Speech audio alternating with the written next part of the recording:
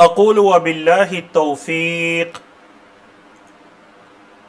अल्हम्दुलिल्लाहिल मलिकिल जब्बारिल वाहिदिल क़हार व अशहदु अन ला इलाहा इल्लल्लाहु वहदहु ला शरीका लहु रब्बुस समावाति वल अर्दि व मा बैनहुमा अल अज़ीज़ुल गफ़्फ़ार व सल्लल्लाहु अला नबिय्यिल मुस्तफ़ल मुख्तार व अला आलिहि व सहबिहिल अख़ियार। अम्मा बअद, रब्बि इश्रह ली सदरी व यस्सिर ली अमरी वहलुल उक़दतम मिन लिसानी यफ़क़हू क़ौली।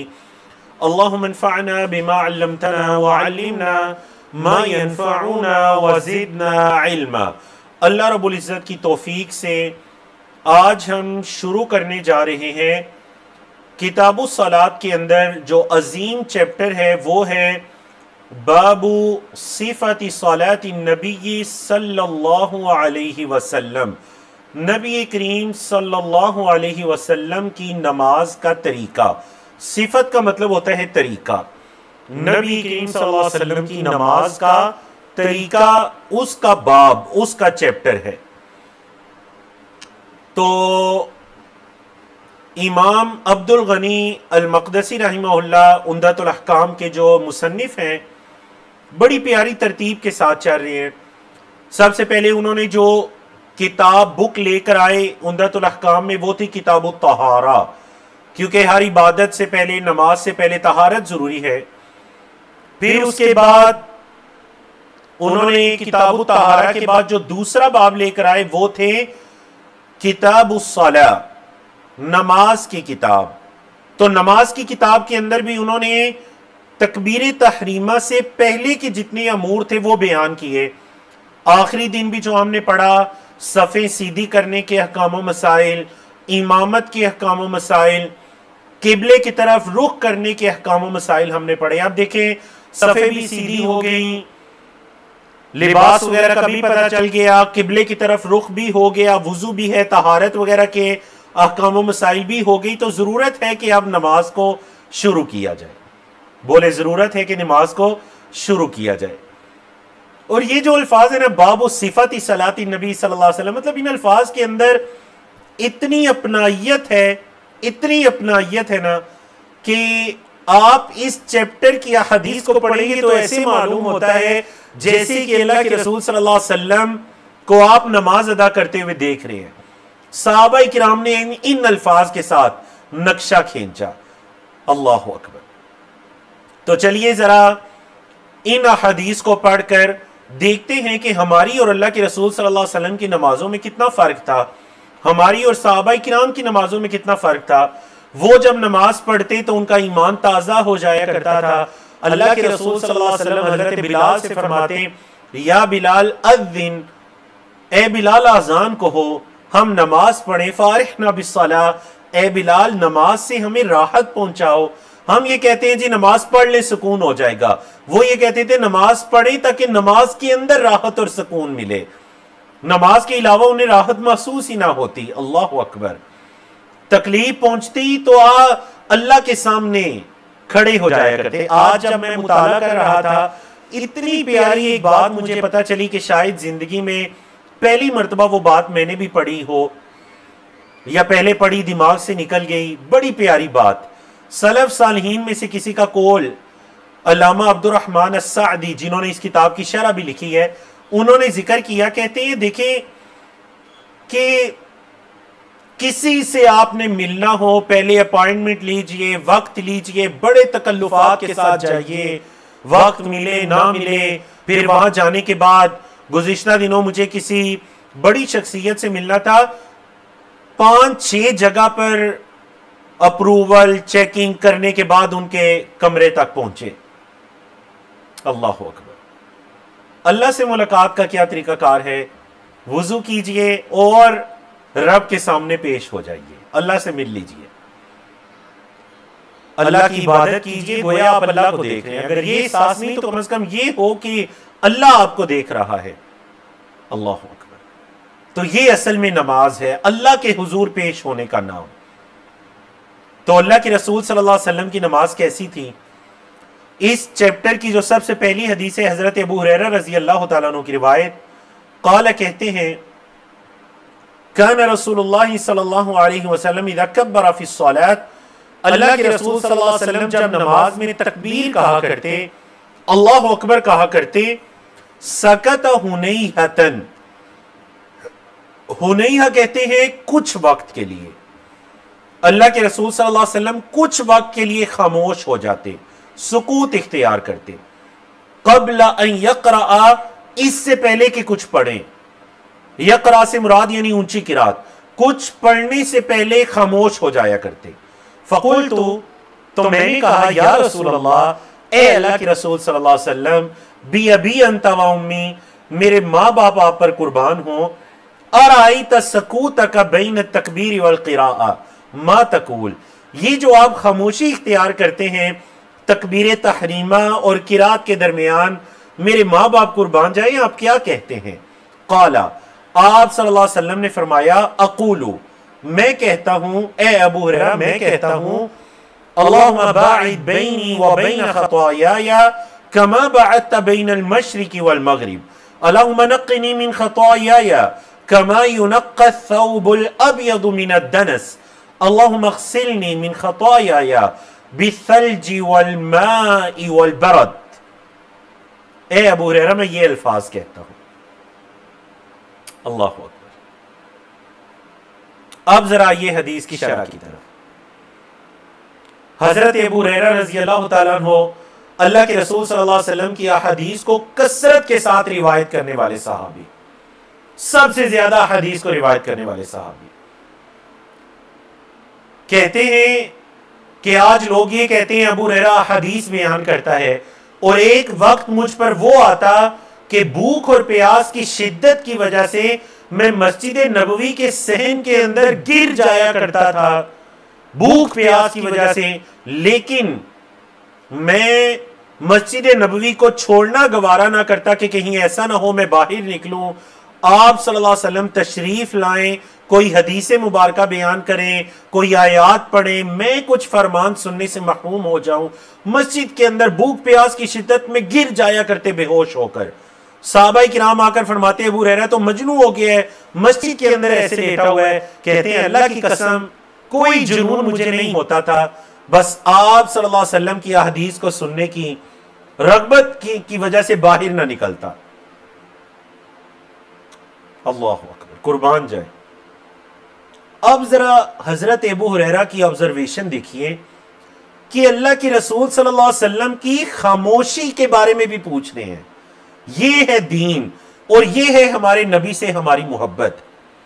हमारी मोहब्बत नबी करीम सल्लल्लाहु अलैहि वसल्लम से कोई सिर्फ नारे लगा देने का या दूसरों का सुकून बर्बाद करने का नाम नहीं, जैसे कि इन अय्याम के अंदर आप बरे सगीर पाको हिंद के अंदर देखते हैं। मोहब्बत इस चीज का नाम नहीं है, मोहब्बत तो इस चीज का नाम है जो हजरत अबू हुरैरा हमें सिखा रहे हैं। मेरे माँ बाप आप पर कुर्बान जाएं, आप तकबीर तहरीमा और किरात के दरमियान भी खामोश होते हैं, तो बता दीजिए आप क्या कहते हैं, ताकि वो भी दीन है जो आप सल्लल्लाहु अलैहि वसल्लम खामोशी की हालत में पढ़ रहे हैं, वो भी तो दीन है। तो उसके बारे में भी मैं पूछ लूं अल्लाह के रसूल सल्लल्लाहु अलैहि वसल्लम से। तो देखिए ना, अल्लाह के रसूल सल्लल्लाहु अलैहि वसल्लम से पूछा, फिर आप सल्लल्लाहु अलैहि वसल्लम ने नमाज की इब्तिदा की दुआ सिखाई। इस दुआ को सब याद कीजिए। चैट में बताइए कितने लोग हैं जिन्हें यह दुआ याद है। तकबीर तहरीमा के बाद जरूरी नहीं कि पूरी जिंदगी आप एक ही दुआ पढ़ते रहे, सुब्हानक अल्लाहुम्मा व बिहम्दिक, वो भी दुआ साबित है, 100% वो दुआ साबित है, वो पढ़ सकते हैं। लेकिन अगर आप चाहते हैं नमाज में खुशू खुजू ज्यादा हो तो दुआएं ज्यादा पढ़ें, बदल बदल कर पढ़ें, आपकी नमाज के अंदर खुशू खुजू बढ़ जाएगा। इस दुआ को याद कीजिए, ये बड़ी प्यारी दुआ है कि आप अल्लाह के हुजूर पेश हो रहे हैं, तकबीर तहरीमा कहने के बाद क्या कह रहे हैं, अल्लाह मेरे और मेरी खताओं के दरमियान इतनी दूरी कर दे जितनी दूरी मशरिक और मगरिब के दरमियान है। ए अल्लाह मुझे गुनाहों से ऐसे पाक साफ कर दे जैसे सफेद लिबास मैल कुचैल से पाक साफ होता है, और अल्लाह मेरी खताओं को, मेरे गुनाहों को दो डाल, ओलों के साथ, पानी के साथ, बर्फ के साथ। है अल्लाह जैसे तू पानी या बर्फ के साथ या ओलों के साथ जमीन को साफ सुथरा कर देता है, ए अल्लाह मेरे गुनाहों को भी ऐसे दो डाल। अल्लाह, जिन्हें नहीं याद ये याद कीजिए। देखिए नमाज में खुशू कैसे नहीं आएगा। आप अल्लाह अकबर कहने के बाद अल्लाह के सामने कह रहे हैं, अल्लाह मेरे और मेरे गुनाहों में मशरिक और मगरिब की दूरी कर दे। मशरिक और मगरिब की दूरी मेरे और मेरे गुनाहों में, मैं अपने गुनाहों से इतना दूर हो जाऊं अल्लाह जितना मशरिक और मगरिब आपस में एक दूसरे से दूर है। कितना दूर है अल्लाह ही बेहतर जानते हैं, ये सिमतें, ये डायरेक्शंस कितनी दूर है। और अल्लाह मुझे मेरे गुनाहों से ऐसे पाक साफ कर जैसे कि तू सफेद लिबास को पाक साफ करता है। तो नमाज के शुरू के अंदर ये दुआ पढ़ना किस कदर बरकत का बाइस है। अल्लाह रब्बुल इज्जत हम सबको तौफीक अता करे। ठीक है जी, सब इंशाल्लाह याद करेंगे इस दुआ को। अगले हफ्ते में पूछूंगा इंशाल्लाह, टीम के लोग मुझे याद भी करवाएं सेशन के शुरू में कि कितने लोग हैं जिन्होंने इस हफ्ते में ये दुआ याद की। खुद भी याद कीजिए, बच्चों को भी याद करवाइए। इसके अलावा भी एक दो दुआएं नबी करीम सल्लल्लाहु अलैहि वसल्लम से नमाज की इब्तिदा में साबित है। सहाबे किराम फरमाते हैं अल्लाह के रसूल सल्लल्लाहु अलैहि वसल्लम कभी एक दुआ को पढ़ा करते, कभी दूसरी दुआ को पढ़ा करते, कभी तीसरी दुआ को पढ़ा करते नमाज की इब्तिदा में। तो जितनी दुआएं ज्यादा होगी ना नमाज के अंदर, उतना खुशू खुजू ज्यादा हो जाएगा। अल्लाह रब्बुल इज्जत हमें तौफीक अता करे। तो आप सल्लल्लाहु अलैहि वसल्लम की नमाज का तरीका शुरू हो चुका है। तो तकबीर भी आ गई नमाज की इब्तिदा में, तकबीर के बाद कुछ देर की खामोशी भी आ गई, उस खामोशी की दुआ भी आ गई, किरात का जिक्र भी आ गया कि आप सल्लल्लाहु अलैहि वसल्लम उस खामोशी के बाद किरात करते, किरात और तकबीर के दरमियान में खामोश होते। तो ये खामोशी वही है जिसमें आप सल्लल्लाहु अलैहि वसल्लम ये दुआ पढ़ा करते। तो हमें चाहिए कि हम भी आप सल्लल्लाहु अलैहि वसल्लम की नमाज को अपनाएं ताकि नमाज के अंदर खुशू खुजू ज्यादा हो सके। अल्लाह रब्बुल इज्जत हमें तौफीक अता करे। और इस नमाज को अरबी में ही पढ़ा जाएगा, अरबी में ही पढ़ा जाएगा। किसी को नहीं याद तो वो याद करे, एक हफ्ता 2 हफ्ते। और हत्ता कि नफल नमाजों में उलमाए किराम ने यह भी इजाजत दी कि आप देख कर भी पढ़ सकते हैं। मसलन वो हिस्नुल मुस्लिम है, पॉकेट साइज दुआओं की किताब, वो आपके हाथ में, आपने नफल नमाज के अंदर अल्लाह अकबर कहे, उसके बाद तकबीर कहकर देख कर पढ़ लीजिए। 1-1.5 हफ्ता देखकर पढ़ेंगे नफल नमाजों में तो आपको फर्ज में भी याद हो जाएगी। लेकिन चूंकि फर्ज नमाजों का ज्यादा एहतिमाम होता है तो फर्ज नमाजों में देखकर मत पढ़िए। अल्लाह हमें तौफीक अता करे। दूसरी हदीस है जो हजरत अबू हुरैरा के बाद दूसरे नंबर पर सबसे ज्यादा हदीस को रिवायत करने वाली सहाबियां हैं, उम्मुल मोमिनीन हजरत आयशा रजी अल्लाह तआला अन्हा। क़ालत, कहती हैं, कान रसूलुल्लाह सल्लल्लाहु अलैहि वसल्लम, थे अल्लाह के रसूल सल्लल्लाहु अलैहि वसल्लम, यस्तफ्तिहुस सलात बित्तकबीर, नमाज का इफ्तिताह करते तकबीर तहरीमा से, नमाज का इब्तिदा करते तकबीर से। अच्छा, इस तकबीर को क्या कहा गया? तकबीर तहरीमा। क्यों कहा गया? इस वजह से कहा गया कि एक तो खुद नबी करीम सल्लल्लाहु अलैहि वसल्लम ने हदीस के अंदर इसके लिए अत-तहरीम के अल्फाज इस्तेमाल किए। तहरीम होता है वो चीज जो बाकी चीजों को ममनू कर देती है, हराम कर देती है। तो चूंकि आप जब नमाज में अल्लाह अकबर कह देते हैं, ये तकबीर तहरीमा है। क्यों? क्योंकि आपका कलाम, खाना पीना, चलना फिरना, ये सब कुछ नमाज के अंदर ममनू हो जाता है। तो इस वजह से इसको क्या कहते हैं? तकबीर तहरीमा। बोले जी, तकबीर तहरीमा। तो आप सल्लल्लाहु अलैहि वसल्लम नमाज की इफ्तिताह करते, नमाज की इब्तिदा करते तकबीर से। अच्छा, उसके बाद वल क़िराअता, और किरात की इब्तिदा करते भी अल्हम्दुलिल्लाहि रब्बिल आलमीन से, अल्हम्दुलिल्लाहि रब्बिल आलमीन से अपनी किरात का आगाज करते। व कान इज़ा रकअ, और आप सल्लल्लाहु अलैहि वसल्लम जब रुकू करते, लम युशखिस रअसहु व लम युसव्विबहु, ना तो आप सल्लल्लाहु अलैहि वसल्लम अपना सर ज्यादा उठाया करते ना झुकाया करते, वलाकिन बैन ज़ालिका, बल्कि रुकू के अंदर आप सल्लल्लाहु अलैहि वसल्लम का सर मुबारक उठने और झुकने, इन दोनों कैफियत के दरमियान होता, मतलब दरमियाना होता, इत्तिदाल होता, उसके अंदर बिल्कुल पीठ के बराबर होता आप सल्लल्लाहु अलैहि वसल्लम का सर। ना उसे ऐसे झुकाते और ना ऐसे उठा कर रखते कि पीठ और सर अलग अलग दिखाई दे। समझा कि नहीं? ये मतलब है बैन ज़ालिका। वकान इज़ा रफ़अ रअसहु मिनर रुकू, और आप सल्लल्लाहु अलैहि वसल्लम जब रुकू से अपने सर को उठाते लम यस्जुद, सजदा ना करते, हत्ता यस्तवी क़ाइमन, यहां तक के बिल्कुल सीधे खड़े हो जाते। रुकू से सर उठाते उस वक्त तक सजदा ना करते जब तक कि सीधे खड़े हो जाते। यस्तवी क़ाइमन, क़याम, सीधे खड़े हो जाना। एक हदीस में क्या अल्फाज हैं कि आप सल्लल्लाहु अलैहि वसल्लम जब रुकू से सर उठाते तो उस वक्त तक सजदा न करते यहां तक कि हर हड्डी अपनी जगह पर वापस लौट आती, कमर बिल्कुल सीधी हो जाती। उस वक्त आका आप सल्लल्लाहु अलैहि वसल्लम सजदा न करते। याद रखिएगा, नमाज के अंदर तुमानीनत का होना, इत्मीनान का होना, यह नमाज के अरकान में से रुकन है। अगर किसी की नमाज में इत्मीनान नहीं, तो आप सल्लल्लाहु अलैहि वसल्लम ने एक शख्स को देखा जिसकी नमाज के अंदर खुशू खुदू नहीं था, इत्मीनान नहीं था, रुकू से उठा नहीं सजदे में, सजदे से उठा नहीं दूसरे सजदे में। आप सल्लल्लाहु अलैहि वसल्लम ने उसको फरमाया इरजे फसल्ली फइन्नका लम तुसल्ली, जाओ जाकर नमाज पढ़ो, तुमने नमाज नहीं पढ़ी। और आप सल्लल्लाहु अलैहि वसल्लम जब सजदे से अपना सर मुबारक उठाते लम यस्जुद, सजदा ना करते, हत्ता यस्तवी क़ाइदन, यहां तक कि बिल्कुल सीधे खड़े हो जाते, यहां तक कि सीधे खड़े हो जाते। वकान यक़ूलु फी कुल्ली रकअतैन, और हर दो रकात में कहा करते थे अत्तहिया, अत्तहिया कहा करते थे हर दो रकात में। हर दो रकात के अंदर क्या कहा करते थे जी? अत्तहिया। वकान यफरुशु रिजलहुल युसरा व यंसिबु रिजलहुल युमना। दो रकात में तहिया का मतलब क्या है? मतलब जब दो रकात पढ़ चुकते तो तहियात के लिए बैठते, फिर आप सल्लल्लाहु अलैहि वसल्लम जब अगली दो रकात पढ़ चुकते तो फिर तहियात के लिए बैठते। तो क्या मतलब? फी कुल्ली रकातें। और इसका क्या मतलब है कि आप सल्लल्लाहु अलैहि वसल्लम अपनी बाईं जो कदम मुबारक है उसको बिछाया करते और दाएं कदम मुबारक को खड़ा रखा करते। नसब होता है नसब करना, खड़ा रखना, समझा गई ना? दाएं पांव को खड़ा रखते और बाएं पांव को बिछाकर अल्लाह के रसूल सल्लल्लाहु अलैहि वसल्लम रखा करते थे। अल्लाह अकबर।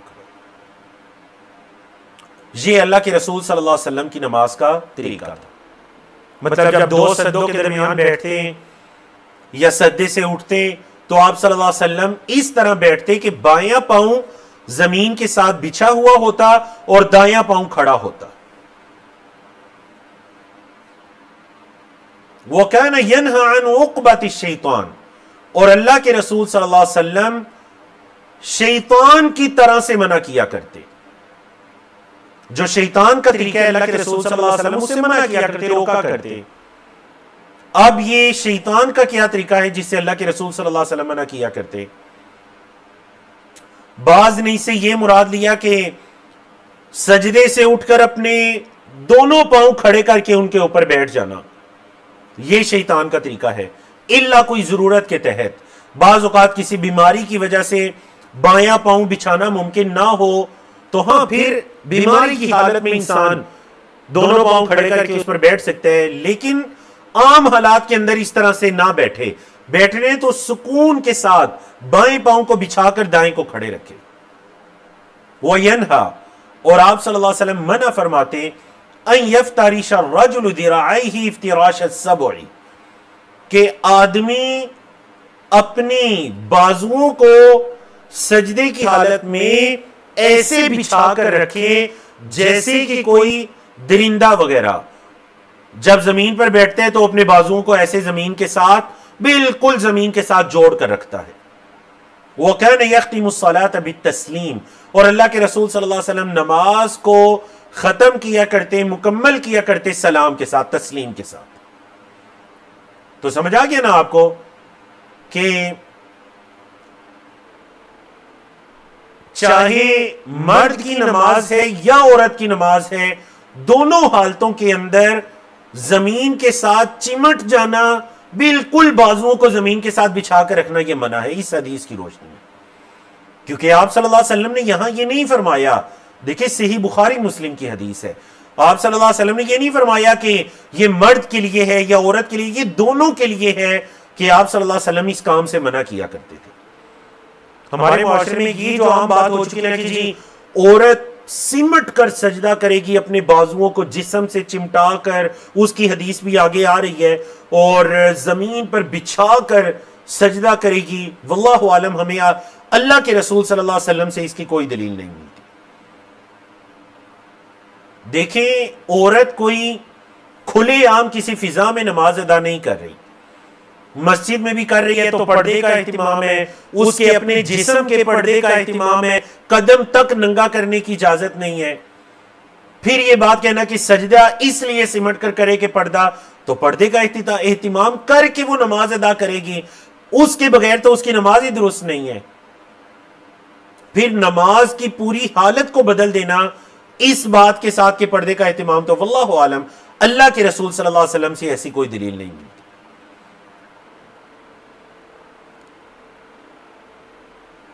तो यह है अल्लाह के रसूल सल्लल्लाहु अलैहि वसल्लम की नमाज, जिसकी इब्तिदा होती तकबीर तहरीमा से और उसका इख्तिताम होता तस्लीम पर।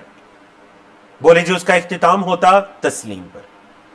अब यहां पर यह मसला भी सुन लीजिए कि हमारे बड़े सगीर पाको हिंद के अंदर यह जो एक चीज रवाज पा चुकी है कि अल्लाह अकबर कहने से पहले अपनी अपनी जुबान के अंदर नियत की जाती है कि जी नियत करता हूं मैं इस नमाज की, मुंह मेरा किबला शरीफ की तरफ, इस इमाम साहब के पीछे या अकेले, जैसे भी। अल्लाह के रसूल सल्लल्लाहु अलैहि वसल्लम से ऐसे कोई अल्फाज भी साबित नहीं है। मुझे बताइए, अगर तकबीर से पहले कुछ अल्फाज साबित होते तो किस जुबान में साबित होते? बताइए जी, किस जुबान में साबित होते? जिस जुबान के अंदर पूरी नमाज है उसी जुबान में साबित होते कि अल्लाह के रसूल सल्लल्लाहु अलैहि वसल्लम खड़े होते और फरमाते नियत करता हूं मैं इस नमाज की, मुंह मेरा किबला शरीफ की तरफ। नहीं, कोई ऐसे अल्फाज हमें किसी, अच्छा चले एक तो है ना हदीस की किताबें, हत्ता के फिक की किताबों में भी नहीं मिलते। इमाम अबू हनीफा रहमहुल्लाह की फिक की किताबें हैं, या उस जो स्कूल ऑफ थॉट है, फिक हनफी, फिक मालिकी, फिक शाफी, फिक हम्बली, किसी फिक की किताब के अंदर भी हमें इस तरह का कोई तरीकाकार नहीं मिलता। वल्लाहु आलम के हमारे बड़े सगीर पाकिस्तान के लोगों ने ये अल्फाज कहां से निकाले। मेरी और आपकी माँ उम्मुल मोमिनीन कह रही हैं कि अल्लाह के रसूल सल्लल्लाहु अलैहि वसल्लम की नमाज का इफ्तिताह होता था तकबीर के साथ। हम कह रहे हैं नहीं जी, तकबीर से पहले भी हमने कुछ अल्फाज समझ कहने हैं और उनको नमाज और दीन समझना है। मुझे याद है मैं एक मरतबा एक अरब मुल्क के सफर पर था, तो एक अरब ने मुझसे ये बात पूछा कि ये जो आपके बड़े सगीर पाको हिंद के लोग हैं, मैंने बहुत दफा नोट किया कि वो जब नमाज के लिए खड़े होते हैं तो अल्लाह अकबर कहने से पहले वो कुछ कहते हैं, अपने होंठ हिलाते हैं बकायदा। वो क्या कहते हैं? फिर मैंने उनको बताया कि हमारे लोग ये समझते हैं कि नमाज की नीयत करना जुबान से जरूरी है और वो ये अल्फाज कहते हैं, नाउज़ बिल्लाह। तो उन्होंने कहा वो क्या अल्फाज अदा करते हैं? मैंने उसका तर्जमा करके बताया कि वो अपनी मुकामी जुबान में, मतलब अगर कोई उर्दू स्पीकिंग है तो उर्दू में, कोई पश्तो स्पीकिंग है तो पश्तो में, कोई हिंदी स्पीकिंग है तो हिंदी में, जो जिसकी जुबान है वो उसमें अदा कर रहे हैं। सराइकी जुबान वाले सराइकी में है जी, सिंधी जुबान वाले सिंधी में, बलोची तो देखिए अगर आप सल्लल्लाहु अलैहि वसल्लम से साबित होती तो एक होती ना, जिस तरह पूरी नमाज है, अल्लाह अकबर है, सलाम है, रुकू सुजूद की तस्बीहात है, सब कुछ है। आप अगर 100 साल पीछे भी चले जाए ना तो किसी फिक की या हदीस की अथेंटिक किताब में इसका कोई सबूत नहीं मिलता। तो इस वजह से ऐसी चीजों से परहेज कीजिए जो अल्लाह के रसूल सल्लल्लाहु अलैहि वसल्लम से साबित नहीं है, और अपनी नमाज को वैसा बनाइए जैसा कि अल्लाह के रसूल सल्लल्लाहु अलैहि वसल्लम की नमाज। तीसरी हदीस की तरफ चलते हैं। हमारी किताब उम्दतुल अहकाम की हदीस नंबर 81 है, और ये रिवायत करने वाले हैं हजरत अब्दुल्लाह बिन उमर रजी अल्लाह तआला अन्हुमा, जिन्होंने अपनी जवानी के अय्याम में अल्लाह के रसूल सल्लल्लाहु अलैहि वसल्लम से इल्म हासिल किया, सीखा, सुना। आज ही जुमे के खुतबे में इनकी एक हदीस मुबारका हमने सुनी। हजरत अब्दुल्लाह बिन उमर नबी करीम सल्लल्लाहु अलैहि वसल्लम की शदीद इत्तिबा करने वाले थे। बैतुल्लाह का तवाफ कर लिया तो हर चक्कर से पहले आकर हजर अस्वद को बोसा दे रहे हैं।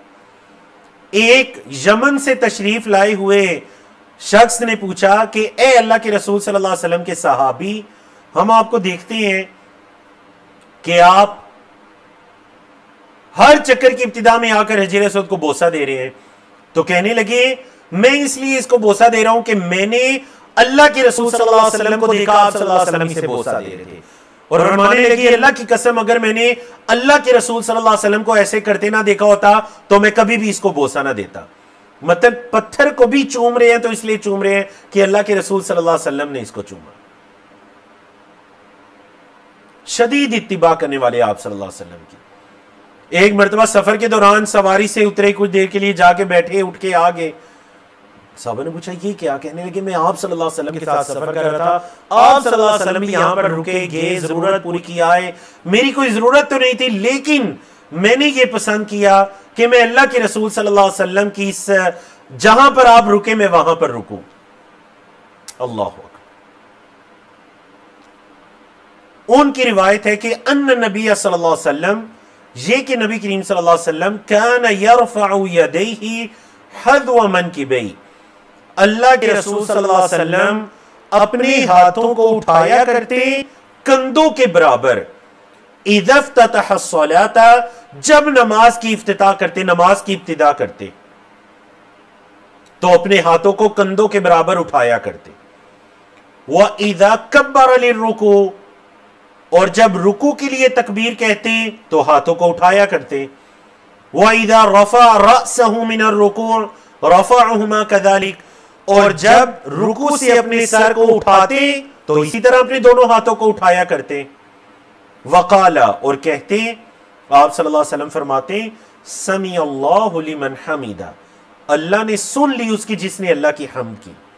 रब्बना वलकल हम्द, ए हमारे रब, तारीफ है ही तेरे लिए। व कान ला यफ़अलु ज़ालिका फ़ी सुजूद, और अल्लाह के रसूल सल्लल्लाहु अलैहि वसल्लम सजदों के अंदर रफ़अल यदैन नहीं किया करते थे, सजदों के अंदर हाथों को नहीं उठाया करते थे। कोई ये ना समझे कि सजदे के अंदर भी तकबीरात हैं तो सजदे के अंदर भी हाथों को उठाया जाएगा, नहीं। सजदे की तकबीरात में हाथों को ना उठाते, ना सजदे की तरफ जाते हुए और ना सजदों के दरमियान, ना सजदे से उठते हुए, सिवाय जब आप तशहुद से उठे तीसरी रकत की तरफ, 4 रकत वाली या 3 रकत वाली मगरिब की नमाज है, तो पहले तशहुद से जब उठते हैं और उठकर तीसरी रकत शुरू करने लगते हैं तो तब रफ़उल यदैन किया जाएगा। रफ़उल यदैन, ये अल्फाज क्या है? रफ़उल यदैन, यदैन का मतलब है दो हाथ, रफ़अ का मतलब है उठाना।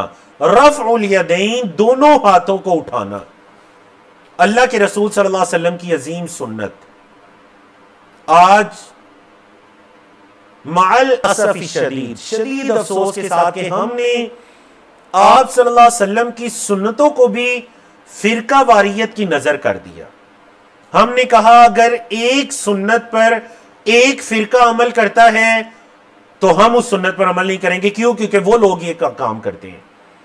हालांकि सुन्नतों का ग्रोह बंदी से, फिरक से, इन मसालिक से कोई ताल्लुक नहीं है। ये तो बड़ी अजीम सुन्नतें हैं, ये मसालिक से बड़ी अजीम है, ऊपर का दर्जा रखती हैं। इसका ताल्लुक मेरे और आपके इस्लाम से है, ईमान से है, नबी करीम सल्लल्लाहु अलैहि वसल्लम से मोहब्बत से है। बरे सगीर पाको हिंद के मुआशरे में हमने ये समझा कि अगर किसी ने रुकू में जाते हुए या रुकू से सर उठाते हुए रफ़उल यदैन किया तो इसका मतलब है कि वो फुला फिरके वाला हो जाएगा। नाउज़ बिल्लाहि मिन ज़ालिक। इसका फिरके से क्या ताल्लुक है? ये तो सही बुखारी की हदीस है। सही बुखारी किस घर में नहीं है? किस मोबाइल के अंदर नहीं है सही बुखारी? खुद से देखिए ना, हदीस को खोल कर पढ़िए, शुरुआत को देखिए, उलमाए किराम को देखिए। अल्लाह अकबर। कुरूने ऊला को देखिए, सहाबाए किराम, ताबईन, आइम्मा मुहद्दिसीन, उनके यहां इन सुन्नतों के यहां कोई इख्तिलाफ नहीं था। कभी आपस में वो इस चीज पर उनकी गुथम गुथा नहीं हुई कि जी ये सुन्नत वो फिरका करते हैं तो अब वो फिरका नहीं करेगा। नऊज़ बिल्लाहि मिन ज़ालिक, इन सुन्नतों का नमाज के तरीकों का फिरकों से क्या ताल्लुक है? देखिए, आप रफ़ुल यदैन नहीं भी कर रहे, आपकी नमाज 100% दुरुस्त है, बिल्कुल आपकी नमाज हो जाएगी। लेकिन क्या वो नमाज अल्लाह के रसूल सल्लल्लाहु अलैहि वसल्लम वाली नमाज होगी जो हजरत अब्दुल्ला बिन उमर ने बता रहे? नहीं, वो वाली नमाज नहीं होगी। नमाज के अंदर जितनी सुन्नतें ज्यादा होंगी, जितना एहतिमाम होगा, नमाज में उतना खुशू खुजू पैदा होगा। जितना नमाज की सुन्नतों का एहतिमाम कम होगा, नमाज के अंदर खुशू खुद उतना कम होता जाएगा। इस वजह से खुदा इन सुन्नतों को फिरका वारियत की बीन ना चढ़ाइए। ये बड़ी अजीम सुन्नतें हैं, इन पर अमल कीजिए। जिंदगी में कभी तो इन सुन्नतों पर अमल करके देखिए, आपको अपनी नमाज के अंदर खुशू खुजू ज्यादा महसूस होगा। अल्लाह रब्बुल इज्जत हम सबको तौफीक अता करे। तो रफ़ुल यदैन की सुन्नत नबी करीम सल्लल्लाहु अलैहि वसल्लम नमाज की इब्तिदा में करते, रुकू की तरफ जाने लगते तो करते, रुकू से सर उठाते तो करते, और जब तीसरी रकत के लिए खड़े होने लगते, पहले तशहुद से तो आप सल्लल्लाहु अलैहि वसल्लम भी रफ़ुल यदैन करके फिर तीसरी रकत को शुरू करते। तो इन मौके पर रफ़ुल यदैन करना ये अल्लाह के रसूल सल्लल्लाहु अलैहि वसल्लम की सुन्नत है। आगे चलिए, हजरत अब्दुल्ला बिन अब्बास की रिवायत। अच्छा माशाल्लाह, किताब ये जो है ना नमाज के तरीके की किताब या चैप्टर बाब, इसके अंदर तमाम उन सहाबा की रिवायात हैं जो कसरत के साथ आप सल्लल्लाहु अलैहि वसल्लम की हदीस को रिवायत करने वाले हैं। सबसे पहले किसकी हदीस आई? हजरत अबू हुरैरा, फिर हजरत आयशा, फिर हजरत अब्दुल्ला बिन उमर, फिर हजरत अब्दुल्ला बिन अब्बास रज़ियल्लाहु अन्हुम जमीअन, नबी करीम सल्लल्लाहु अलैहि वसल्लम के चचा के बेटे, हजरत अब्बास के बेटे हजरत अब्दुल्ला। क़ाला कहते हैं, क़ाला रसूलुल्लाह सल्लल्लाहु अलैहि वसल्लम, अल्लाह के रसूल सल्लल्लाहु अलैहि वसल्लम ने फरमाया, उमिरतु, मुझे ये हुक्म दिया गया है। तो आप सल्लल्लाहु अलैहि वसल्लम को हुक्म देने वाले कौन है? अल्लाह रब्बुल इज्जत। आप सल्लल्लाहु अलैहि वसल्लम फरमा रहे हैं, मुझे ये हुक्म दिया गया है, अन अस्जुदा, ये कि मैं सजदा करूं, अला सबअति आज़ुमिन, 7 आज़ा पर, 7 हड्डियों पर सजदा करूं। 7 आज़ा, जरा काउंट कीजिए, कौन से 7 आज़ा? अलल जबहती, जबा कहते हैं पेशानी को, लेकिन रावी कह रहे हैं वाशारा बियदिही इला अनफिही, आप सल्लल्लाहु अलैहि वसल्लम ने अपने हाथ से अपने नाक की तरफ इशारा किया। मुझे यह हुक्म दिया गया कि मैं 7 हड्डियों पर सजदा करूं। तो सबसे पहले आप सल्लल्लाहु अलैहि वसल्लम ने किस तरफ इशारा किया? अपनी पेशानी या अपने नाक की तरफ, कि यह है पहला, मतलब इंसान की पेशानी, नाक, चेहरा, इसका जमीन पर लगना। चेहरे के लगने से मुराद पेशानी और नाक का लगना, पेशानी और नाक का लगना। तो इससे यह पता चला कि अगर कोई नमाज के अंदर सजदे की हालत में, पूरे सजदे में नाक अपना जमीन से बुलंद रखता है बगैर किसी उजर के या बीमारी के, एक तो यह होता है ना कि बीमारी है, मतलब नाक में कोई दाना वगैरह निकल आया या वो जमीन पर नहीं टच कर सकता या ऑपरेशन वगैरह हुआ, ये अलग बात है। बीमार की नमाज के अहकामात अलग है, वो आगे चलकर आएंगे। ये बिल्कुल सही हालत के अंदर अगर कोई अपने नाक को जमीन पर नहीं रखता तो इसका मतलब यह है कि उसका सजदा मुकम्मल नहीं है। जबहा, चेहरा आ गया। नंबर 2, वल यदैन, और 2 हाथ। 2 हाथ कितने हो गए जी? 3 अज़ा हो गए ना। चेहरा, 2 हाथ, वर रुकबतैन, और 2 घुटने, व अतराफिल कदमैन, और कदमों के अगले किनारे। अतराफ कहते हैं ना, तरफ कहते हैं किनारे को। कदमों के अगले किनारों का जमीन पर लगना। अगर सारी उंगलियां लग सके तो सारी उंगलियों का। बाज़ औक़ात इस तरह होता है कि उंगलियां इतनी बड़ी छोटी होती हैं कि छोटी उंगली का लगना मुमकिन नहीं होता, तो ज्यादा मुशक्कत ना कीजिए, जितनी आसानी से लग सकती है वो लगाइए। कदमों के तरफ से मुराद कदमों का अगला हिस्सा, उंगलियों वाला हिस्सा। तो ये कितने आज़ा हो गए? 7। शुमार कीजिए, 1 चेहरा, 2 हाथ, 2 घुटने, 2 कदम, तो कितने हो गए जी? 7 आज़ा। अक्सर लोग ये गलती करते हैं कि सजदे की हालत में अपने कदमों को ज़मीन से थोड़ा सा ऊपर करके रखते हैं, आदत बन चुकती है। कई लोगों को मैंने खुद देखा इस्लाह की कि आप जब सजदे में जाते हैं आपके पाँव मुसलसल उठे हुए होते हैं, मामूली सा, बताया आदत बन चुकी है। आदत बन चुकी है तो ख़त्म कीजिए, क्योंकि ये तो अगर 7 आज़ा पर सजदा नहीं तो सजदा ही मुकम्मल नहीं है। सजदा नमाज का रुकन है, अगर रुकन मुकम्मल नहीं है तो नमाज कैसे मुकम्मल हो जाएगी? अल्लाह हमें तौफीक अता करे। आन अबी हुरैरा रज़ियल्लाहु अन्हु क़ाल, हज़रत अबू हुरैरा रज़ियल्लाहु तआला अन्हु से रिवायत है, कहते हैं कान रसूलुल्लाह सल्लल्लाहु अलैहि वसल्लम इज़ा क़ाम इला सलात, अल्लाह के रसूल सल्लल्लाहु अलैहि वसल्लम जब नमाज की तरफ खड़े होते, युकब्बिरु, तकबीर कहते, हीन यक़ूम, जब खड़े होते, जब खड़े होते तो तकबीर कहते, सुम्मा युकब्बिरु हीन यरक़ा, और फिर आप सल्लल्लाहु अलैहि वसल्लम जब रुकू करते तो फिर भी तकबीर कहते। ये आप सल्लल्लाहु अलैहि वसल्लम की तकबीरात को बयान कर रहे हैं इस हदीस के अंदर। जब नमाज के लिए खड़े होते तो तकबीर कहते, रुकू के लिए जाते तो तकबीर कहते, सुम्मा यक़ूलु, फिर कहते समी अल्लाहु लिमन हमिदा। कब कहते समी अल्लाहु लिमन हमिदा? हीन यरफ़अु सुल्बहु मिन अर्रका, जब आप सल्लल्लाहु अलैहि वसल्लम रुकू से अपना सर उठाया करते, जब आप सल्लल्लाहु अलैहि वसल्लम रुकू से अपना सर उठाया करते, अपनी पीठ, सुल्ब का मतलब पीठ, मेरे मुंह से सर निकला, यहां तर्जुमा क्या करेंगे? जब आप सल्लल्लाहु अलैहि वसल्लम रुकू से अपनी पीठ मुबारक उठाया करते तो फिर भी तकबीर कहते। तकबीर में फिर क्या कहते? समी अल्लाहु लिमन हमिदा, सुम्मा यक़ूलु वहुवा क़ाइमुन, फिर आप सल्लल्लाहु अलैहि वसल्लम खड़े होते तो क्या फरमाते? रब्बना वलकल हम्द, ए हमारे रब, तारीफ है ही तेरे लिए। सुम्मा युकब्बिरु हीना यहवी, फिर जब सजदे के लिए झुकते तो फिर तकबीर कहते। सुम्मा युकब्बिरु हीना यरफ़अु रअसहु, फिर जब सजदे से सर उठाते तो फिर तकबीर कहते। सुम्मा युकब्बिरु हीना यस्जुदु, फिर जब दूसरा सजदा करते तो फिर तकबीर कहते। सुम्मा युकब्बिरु हीना यरफ़अु रअसहु, फिर तकबीर कहते जब सजदे से सर उठाते।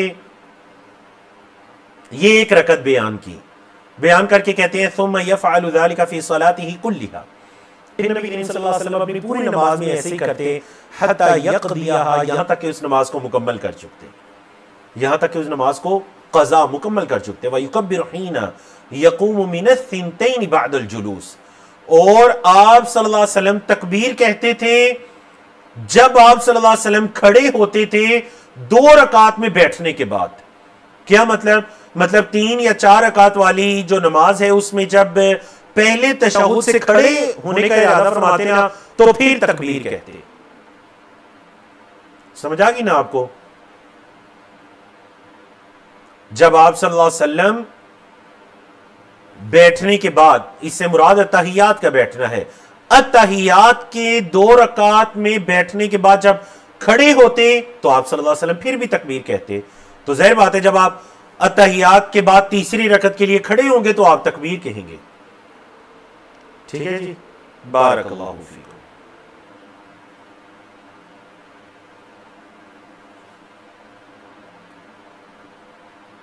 सवालात इंशाल्लाह हम सेशन के आखिर में लेते हैं। आप क्वेश्चन आंसर विंडो के अंदर सवाल छोड़ते जाइए, फिर हम नमाज में लेते हैं इंशाल्लाह। हदीस 84 अन मुतर्रिफ इब्न अब्दुल्लाह, हजरत मुतर्रिफ बिन अब्दुल्लाह रिवायत करते हैं, काला कहते हैं सल्लैतु अना, मैंने नमाज पढ़ी, व इमरान, और इमरान ने नमाज पढ़ी, सलातन, नमाज किसके पीछे? खल्फ अली इब्न अबी तालिब रज़ियल्लाहु अन्हुमा, अली बिन अबी तालिब रज़ियल्लाहु तआला अन्हुमा के इक्तिदा में मैंने और इमरान ने हजरत अली बिन अबी तालिब रज़ियल्लाहु तआला अन्हुमा की इक्तिदा में नमाज पढ़ी। फ़कान इज़ा सजदा कब्बरा, हजरत अली जब सजदा करते तो तकबीर कहते। व इज़ा रफ़अ रअसहु कब्बरा, जब अपना सर मुबारक उठाते हजरत अली तो तकबीर कहते। व इज़ा नहज़ मिन रकअतैन कब्बरा, जब 2 रकात से उठते तो तकबीर कहते। फलम्मा क़ज़ा सलाता, जब उन्होंने नमाज को मुकम्मल कर लिया ना हजरत अली ने, तो हजरत मुतर्रिफ कहते हैं आखज़ बियदी इमरान बिन हुसैन, तो ये जो हजरत इमरान बिन हुसैन थे ना, उन्होंने मेरा हाथ पकड़ा, फ़क़ाला, मेरे हाथ को पकड़ कर कहा, क़द ज़क्करनी हाज़ा, इस शख्स ने, मतलब हजरत अली ने मुझे याद करवा दी है सलात मुहम्मद सल्लल्लाहु अलैहि वसल्लम, मोहम्मद सल्लल्लाहु अलैहि वसल्लम की नमाज याद करवा दी। ये जिस तरह हजरत अली ने नमाज पढ़ी ना, इतने खुशू खुजू से, हर चीज का ख्याल रखते हुए, तो इसने हजरत अली ने मुझे नबी करीम सल्लल्लाहु अलैहि वसल्लम की नमाज याद करवा दी। अल्लाह अकबर। हजरत इमरान बिन हुसैन ये सहाबी हैं, हजरत इमरान बिन हुसैन ये सहाबी हैं, इसी वजह से तो कह रहे हैं नबी करीम सल्लल्लाहु अलैहि वसल्लम की नमाज याद करवा दी, क्योंकि आपने नबी करीम सल्लल्लाहु अलैहि वसल्लम के साथ नमाजें पढ़ी हुई थी। तो हजरत अली की नमाज में क्या कहा कि इन्होंने मुझे नबी करीम सल्लल्लाहु अलैहि वसल्लम की नमाज याद, ओ काला, या ये कहा कि सल्ला बिना सलात मुहम्मद सल्लल्लाहु अलैहि वसल्लम, या फिर हजरत इमरान ने ये कहा कि इसने, यानी हजरत अली ने हमें नबी करीम सल्लल्लाहु अलैहि वसल्लम वाली नमाज पढ़ाई है। तो ये थी जी सहाबा किराम की नमाजें। बोले ये थी सहाबा किराम की नमाजें। तो नमाज के अंदर तमानीनत का होना, ये नबी करीम सल्लल्लाहु अलैहि वसल्लम की नमाज का एक बुनियादी रुकन था।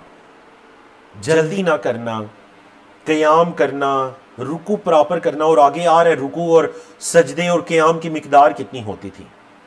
रुकू से सर उठाना तो सीधा खड़ा होना, सजदे से उठना तो अच्छी तरह से बैठना। अल्लाह अकबर। ये मोहम्मद सल्लल्लाहु अलैहि वसल्लम की नमाज है, और हम ये नमाज पढ़े हैं। अल्लाह हम सब पर अपनी रहमतों की बरसा बरसाए कि हम अल्लाह के रसूल सल्लल्लाहु अलैहि वसल्लम की नमाज सही बुखारी और सही मुस्लिम की अहादीस से पढ़ रहे हैं, क्योंकि आपकी ये किताब उम्दतुल अहकाम, इसके मुसन्निफ ने अपनी इस किताब में सिर्फ सही बुखारी मुस्लिम की अहादीस को रिवायत किया है। अनिल बरा इब्न आज़िब रज़ियल्लाहु अन्हुमा क़ाल, हज़रत बरा बिन आज़िब रज़ियल्लाहु तआला अन्हुमा से रिवायत है, कहते हैं रमक़तु सलात मा मुहम्मद सल्लल्लाहु अलैहि वसल्लम। रमक़तु होते हैं ना, बड़ी गहराई में जाकर किसी चीज को देखना, कहते हैं ना, जिसे आप उर्दू में एक लफ्ज़ इस्तेमाल करते हैं बगौर जायजा लेना। तो मैंने मोहम्मद सल्लल्लाहु अलैहि वसल्लम के साथ नमाज को बड़ी अच्छी तरह से देखा।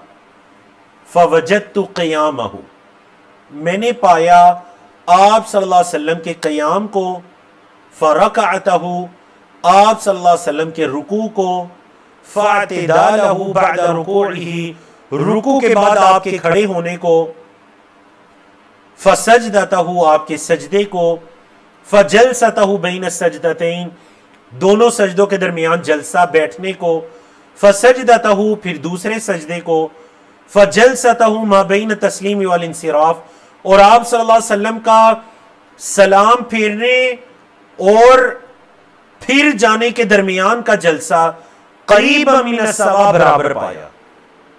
बोले क्या पाया? बराबर पाया। ये है आप सल्लल्लाहु अलैहि वसल्लम की नमाज। और सही बुखारी की रिवायत में क्या अल्फाज है? वो फी रिवायत बुखारी मा खलल क़ियाम वल क़ुऊद करीब मिन सवा, सिवाय दो चीजों के, जो क़ियाम और क़ुऊद है ना, ये तकरीबन बराबर होते थे। शुरू में जितना क़ियाम करते तकबीर के बाद और अत्तहियात के अंदर, तकरीबन ये क़ियाम और क़ुऊद बराबर होते थे। इसके अलावा जो बाकी अमाल है नमाज के, ये इनको मैंने बराबर पाया। मुझे बताइए, क्या आज हमारे ये सारे अमाल बराबर हैं? मतलब जितना हमारा रुकू है, क्या रुकू के बाद हम इतनी देर खड़ा होते हैं? जितना हमारा सजदा है, क्या दो सजदों के दरमियान हम इतनी देर बैठते हैं? मुझे बताइए जरा। हजरत बरा बिन आज़िब कह रहे हैं कि मैंने तो आप सल्लल्लाहु अलैहि वसल्लम के इन सारे अमाल को करीब मिन सवा, तकरीबन बराबर बराबर पाया। जितना रुकू उतना सजदा, जितना सजदा उतना सजदों के दरमियान बैठना, जितना रुकू उतना रुकू के बाद खड़ा होना। अल्लाह अकबर। एक नमाज ऐसी पढ़िएगा खुशू खुजू के साथ, ताकि हमें आप सल्लल्लाहु अलैहि वसल्लम की नमाज की लज्जत महसूस हो सके, और फिर आदत बनाइएगा अपनी सारी नमाजों को ऐसे बनाने की। अपनी सारी नमाजों को ऐसे बना देंगे। अल्लाह हमें तौफीक अता करे। अगली हदीस चलते हैं। आन साबित अल बुनानी, ये हजरत साबित अल बुनानी की रिवायत है। वो किससे रिवायत करें? वो रिवायत करें अनस इब्न मालिक, हजरत अनस बिन मालिक रजी अल्लाह तआला अन्हु से। क़ाल कहते हैं, मतलब हजरत अनस बिन मालिक कहते हैं, इन्नी ला आलू, मैं कोई कमी नहीं छोड़ूंगा। ला आलू, मैं कोई कमी नहीं छोड़ूंगा। नुसल्ली बिकुम, कि मैं तुम्हें वैसे नमाज पढ़ाऊं, कमा राई तो रसूलुल्लाह सल्लल्लाहु अलैहि वसल्लम युसल्ली बिना, जैसे कि अल्लाह के रसूल सल्लल्लाहु अलैहि वसल्लम हमें नमाज पढ़ाया करते। क़ाल साबितुन, साबित कहते हैं, फ़कान अनसुन यस्नउ शैयन ला अराकुम तस्नऊनहु। हजरत साबित कहते हैं कि हजरत अनस ने अपनी नमाज में एक वो चीज की जो तुम नहीं करते, मैं नहीं देखता कि वो तुम करते हो। हजरत साबित क्या बयान कर रहे हैं जी? अपने सुनने वालों को कह रहे हैं कि हजरत अनस ने हमें जब नबी करीम सल्लल्लाहु अलैहि वसल्लम वाली नमाज पढ़ाई आप सल्लल्लाहु अलैहि वसल्लम के तरीके के मुताबिक, तो मैंने देखा कि उन्होंने एक ऐसा काम किया जो मैं ये समझता हूं कि तुम नहीं करते। ला आराकुम तस्नाउन, मैं तुम्हें नहीं देखता कि तुम वो करो। वो क्या काम था? कान इदा रफा रअसहु मिन अर्रुकू, जब हजरत अनस रुकू से अपने सर को उठाते, इन तौसबा काइमन, सीधा खड़े हो जाते। हत्ता यकूल अल काइल, यहां तक कि कहने वाला कहता, कद नसिया, हजरत अनस भूल गए हैं। क्या भूल गए हैं? मतलब सजदे में जाना भूल गए हैं। वइदा रफा मिन सजदति मकथा, और हजरत अनस जब सजदे से सर उठाते ना, मकथा तो ठहरते। कितना ठहरते? हत्ता यकूल अल काइलु, यहां तक कहने वाला कहता, कद नसिया, हजरत अनस दूसरे सजदे में जाना भूल गए हैं। चलें जी, समझ आइए आपको? ये है जी जो हजरत अनस बिन मालिक, और हजरत अनस बिन मालिक कौन है बताइए जी? कितने साल नबी करीम सल्लल्लाहु अलैहि वसल्लम की खिदमत करने वाले। अल्लाहु अकबर। खिदमत की, अल्लाह ने यह शरफ अता किया, क़यामत तक अहदीस को पढ़ने वाले, सुनने वाले कहते रहेंगे रदी अल्लाहु अन्हु, अल्लाह उनसे राजी हो। जन्नत में इस वजह से भी जाने का शौक और रगबत रखिए कि जन्नत के अंदर हजरत अनस भी होंगे, हजरत अबू बकर भी होंगे, हजरत उमर भी होंगे, हजरत उस्मान और हजरत अली भी होंगे रदी अल्लाहु अन्हुम, हजरत आयशा भी होंगी हमारी माँ, हजरत खतीजा भी होंगी, हजरत हफ्सा भी होंगी, हजरत उम्मे सलमा भी होंगी। अल्लाह अकबर। जन्नत का शौक कितना बढ़ जाता है कि जन्नत में ये सब लोग होंगे, और सबसे बढ़कर कौन होंगे? अल्लाह के रसूल सल्लल्लाहु अलैहि वसल्लम। अल्लाह हमें तौफीक अता करे, अल्लाह हमें तौफीक अता करे। तो ये हजरत अनस की नमाज है। रुकू से उठते तो ऐसे खड़े होते कि हजरत साबित कह रहे हैं कि कहने वाला ये कहता, मतलब समझने वाला ये समझता कि रुकू सजदे में जाना भूल गए हैं। दो सजदों के दरमियान इतना वक्फा करते कि समझने वाला समझता कि दूसरा सजदा करना भूल गए कि तशहुद शुरू कर दिया, तहियात। ये थी अल्लाह के रसूल सल्लल्लाहु अलैहि वसल्लम की नमाज। क्योंकि हजरत अनस ने नमाज पढ़ाने से पहले क्या कहा? मैं तुम्हें वो नमाज पढ़ाऊंगा जो मैंने आप सल्लल्लाहु अलैहि वसल्लम को देखा आपने हमें पढ़ाई थी। अगली हदीस फिर हजरत अनस की है, कहते हैं मा सल्लैतु वरा इमामिन क़त्तु, मैंने किसी इमाम के पीछे नमाज नहीं पढ़ी कभी भी, अख़फ़ सलातन, जिसकी नमाज हल्की हो, खफीफ हो, वला अतम सलातन, और ना ही ऐसा कोई इमाम जिसकी नमाज इतनी मुकम्मल हो, मिनन नबी के सल्लल्लाहु अलैहि वसल्लम, नबी करीम सल्लल्लाहु अलैहि वसल्लम के मुकाबले में। मतलब आप सल्लल्लाहु अलैहि वसल्लम की नमाज की दो सिफात बयान कर रहे हैं। नंबर एक, हल्की नमाज होती थी, नंबर दो, मुकम्मल नमाज होती थी। याद रखिएगा, ये जो पीछे बयान भी हुआ इससे मुराद ये नहीं है कि नमाज को बहुत लंबी कर लीजिए, और खास कर अगर आप इमाम हैं तो कहीं ऐसा ना हो कि वही जो पहले पढ़ कर आए हैं बाबुल इमामा के अंदर कि नबी करीम सल्लल्लाहु अलैहि वसल्लम ने हजरत मुआज से यह फरमाया था कि अफत्तान अंता या मुआज, ए मुआज क्या आप फितना डालने वाले हैं? इतनी लंबी नमाज ना पढ़ा, ये फरमाया जब अकेले पढ़ो तो जितनी मर्जी लंबी पढ़ो, जब जमात के साथ तुम नमाज पढ़ाओ तो इस चीज का ख्याल रखो कि तुम्हारे पीछे बच्चे भी हैं, बूढ़े भी हैं, खवातीन भी हैं और जरूरतमंद लोग भी हैं। कहीं ऐसा ना हो कि उनकी नमाज ज़ाया हो जाए इसी चीज के अंदर कि कब सलाम फिरेगा और नमाज से निकलेंगे, अपनी जरूरत को पूरी करेंगे। तो आप सल्लल्लाहु अलैहि वसल्लम की नमाज हल्की होती लेकिन मुकम्मल होती। हल्की होने का यह मतलब नहीं कि किसी रुकन या फर्ज के अंदर कोई कमी आती, किसी रुकू सजदे में आप सल्लल्लाहु अलैहि वसल्लम की नमाज में कोई कमी होती, रुकू से उठने में कोई कमी होती। खफीफ नमाज का यह मतलब है कि मुकम्मल तरीन नमाज होती लेकिन इतनी तवील ना होती कि साहबा के लिए आजमाइश बन जाती। अल्लाह अकबर। आन अबी क़िलाबता अब्दुल्लाह इब्न ज़ैद अल जर्मी अल बसरी, हजरत अबू क़िलाबा अब्दुल्लाह बिन ज़ैद अल जर्मी कहते हैं जाअना मालिक इब्न अल हुवैरिथ रज़ियल्लाहु अन्हु फी मस्जिदिना हादा, हमारे पास नबी करीम सल्लल्लाहु अलैहि वसल्लम के सहाबी हजरत मालिक बिन हुवैरिथ आए हमारी इस मस्जिद के अंदर, फी मस्जिदिना हादा, हमारी इस मस्जिद के अंदर। फ़क़ाला, और हजरत मालिक बिन हुवैरिथ ने फरमाया इन्नी ला उसल्ली बिकुम, बेशक अलबत्ता मैं तुम्हें नमाज पढ़ाता हूं, वमा उरीदु सलात, और कोई मेरा इरादा नमाज का नहीं है। फिर क्या इरादा है? मेरा इरादा असल में तालीम का है। उसल्ली कई फराइत रसूलुल्लाह सल्लल्लाहु अलैहि वसल्लम युसल्ली, असल में मैं नमाज इसलिए पढ़ाना चाहता हूं कि मैं वैसी नमाज पढ़ाऊंगा जैसे मैंने अल्लाह के रसूल सल्लल्लाहु अलैहि वसल्लम को देखा वो पढ़ा रहे थे। फ़क़ुल्तु लिअबी क़िलाबा, इस हदीस को रिवायत करने वाले कहते हैं कि मैंने हजरत अबू क़िलाबा से कहा कैफ़ काना युसल्ली, मालिक बिन हुवैरिथ ने कैसे नमाज पढ़ाई?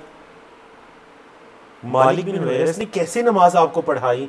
क्योंकि अब उनकी नमाज की निस्बत नबी करीम सल्लल्लाहु अलैहि वसल्लम की तरफ हो गई है, तो जरा बताइए कि उन्होंने कैसे नमाज पढ़ाई? कौला, कहते हैं मिथला सलाती शेखिना हादा, हमारे इस शेख की नमाज की तरह। वो काना यजलिसु इज़ा रफ़ा रअसहु मिन अस्सुजूद क़ब्ल अन यनहुदा, यहां पर एक चीज का इजाफा है कि जो अभी तक बयान नहीं हुई कि हजरत मालिक बिन हुवैरिथ जो थे ना, जब दोनों सजदों से अपना सर उठाते तो कुछ देर बैठा करते खड़ा होने से पहले। तो अबू क़िलाबा शेख से मुराद कौन ले रहे हैं? हमारी शेख की तरह, मतलब उनके शेख थे अबू बुरैद आमिर बिन सलीमा अल जर्मी, और बाज ने कहा कि अबू बुरैद नहीं बल्कि अबू यजीद है, आमिर बिन सलीमा अल जर्मी। तो कहने लगे जैसे कि जो हमारे शेख है ना आमिर बिन सलमा, जैसे इनकी नमाज ये करते हैं ना अपनी नमाज में कि दो सजदों से जब खड़े होने लगते हैं ना तो कुछ देर बैठ कर खड़े होते हैं। बोले कुछ देर बैठ कर खड़े होते हैं।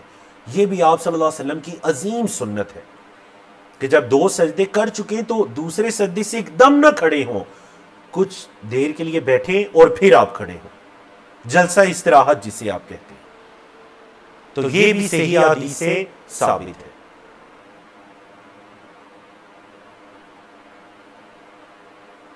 हाँ जी, ये बाब मुकम्मल होने के अंदर माशाल्लाह अभी 4 हदीस बाकी हैं, टाइम तकरीबन हमारा हो चुका है, तो आपकी इजाज़त है इंशाल्लाह कि मैं 4 हदीस पढ़कर इस बाब को मुकम्मल करूं। क्या ख्याल है जी आपका? और 4 मुख्तसर हदीस है ताकि ये वाला चैप्टर हमारा मुकम्मल हो। अन अब्दुल्लाह इब्न मालिक इब्न बुजैना रज़ियल्लाहु अन्हा, जज़ाकुमुल्लाहु खैरन, बहुत शुक्रिया आप सबका।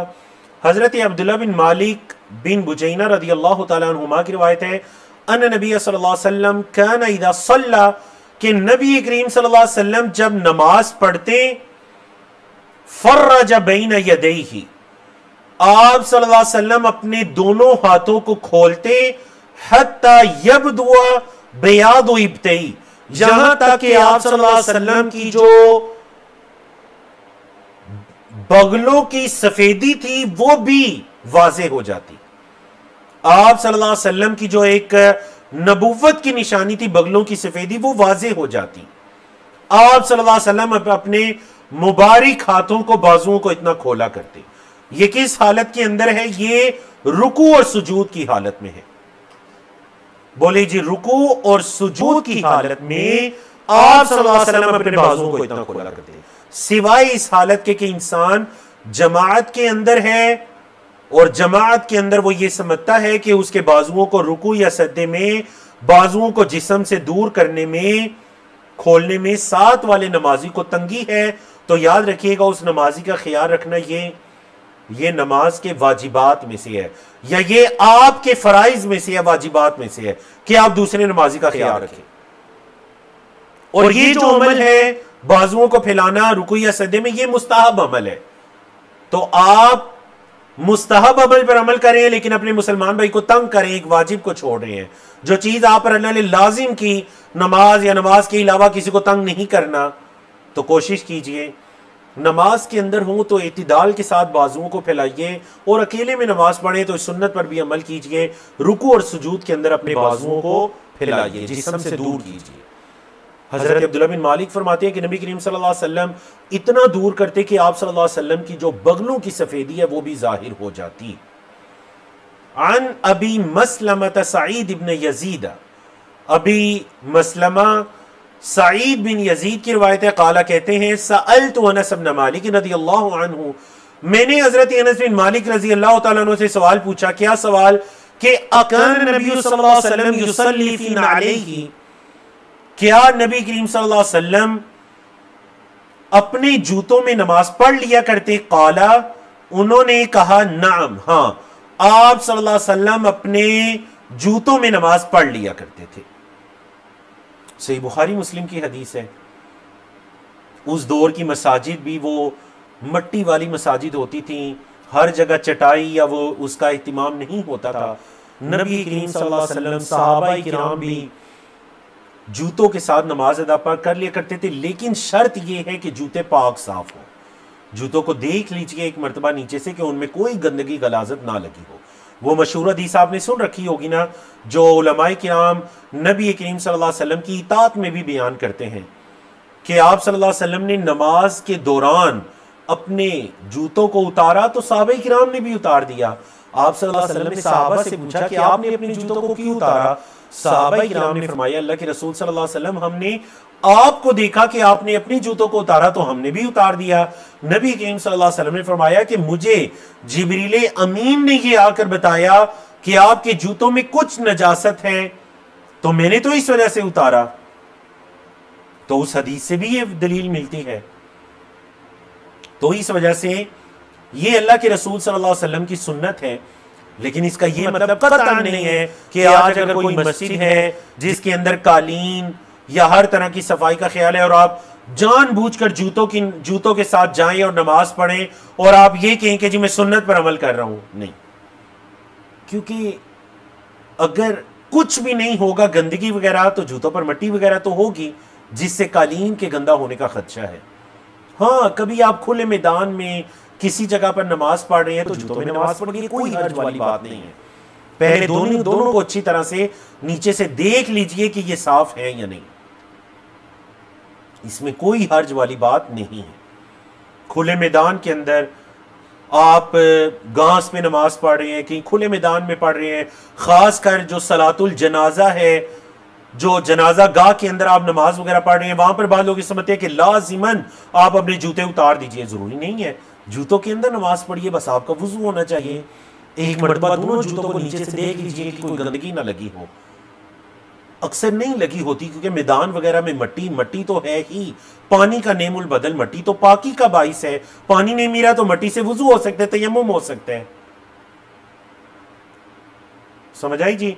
लेकिन जानबूझकर ये कहना कि जी मैं मस्जिद की कालीन पर जाऊंगा, तो वल्लाहु आलम ये अमल दुरुस्त नहीं। ठीक है जी। आन अबी क़तादा अल-अंसारी रज़ियल्लाहु अन्हु, हजरत अबू क़तादा अल-अंसारी रज़ियल्लाहु अन्हु की रिवायत है कि रसूलुल्लाह सल्लल्लाहु अलैहि वसल्लम, ये कि अल्लाह के रसूल सल्लल्लाहु अलैहि वसल्लम कान युसल्ली व हुवा हामिलुन उमामता बिन्त ज़ैनब बिन्त रसूलिल्लाह सल्लल्लाहु अलैहि वसल्लम, नबी करीम सल्लल्लाहु अलैहि वसल्लम अपनी नवासी हजरत उमामा बिन्त ज़ैनब नबी करीम सल्लल्लाहु अलैहि वसल्लम की साहिबजादी हजरत ज़ैनब रज़ी अल्लाह अन्हा की बेटी हजरत उमामा, आप सल्लल्लाहु अलैहि वसल्लम नमाज पढ़ते इस हाल में कि आपने अपनी नवासी हजरत उमामा को उठाया हुआ होता। वली अबिल आस इब्न रबी इब्न अब्द शम्स, मतलब वो हजरत ज़ैनब और हजरत अबुल आस की बेटी थी। फ़ाइदा सजदा, जब सजदे में आप सल्लल्लाहु अलैहि वसल्लम तशरीफ ले जाते, वदाहा, तो उसको जमीन पर रख देते। वइदा कामा, सजदे से जब उठते, हमलहा, तो उसको उठा लेते। कितना प्यारा दीन है जी। बच्चों को उठा कर नमाज पढ़ना बिल्कुल जायज है, कोई हर्ज वाली बात नहीं है, बल्कि आप सल्लल्लाहु अलैहि वसल्लम की सुन्नत है। कोई बच्चा अपनी वालदा को बहुत तंग कर रहा है, वो नमाज अदा करना चाहती है, अब जरूरी नहीं कि वो नमाज को लेट करती जाए, बच्चे को उठा कर नमाज पढ़ लीजिए।